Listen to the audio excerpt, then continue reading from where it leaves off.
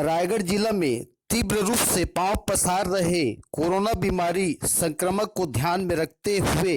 कूड़ा तराई व्यापारी संघ और दुकानदार के द्वारा एक दिनिया दुकान बंद करने का आह्वान किया गया। कोरोना संकट बेला में रायगढ़ समीप कूड़ा तराई के व्यापारी दुकानदार के द्वारा बढ़ती संक्रामक कोरोना के तीव्र जिले में शहर में गांव में विस्तार को ध्यान रखते हुए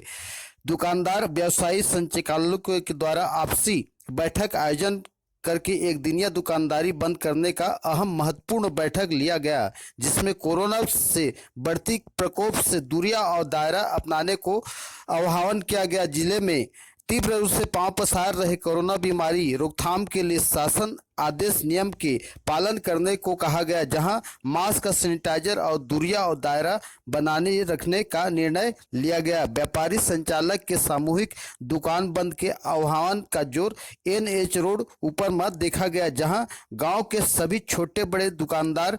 होटल संचालक, पान दुकान, दवाई दुकान, फल दुकान, रिपेयरिंग गैरेज, मोबाइल सेंटर सहित कपड़ा दुकान और अन्य छोटे बड़े सभी दुकान ग्रामीण दुकान बंद कर कोरोना के लड़ने का सामाजिक संदेश में योगदान दिया।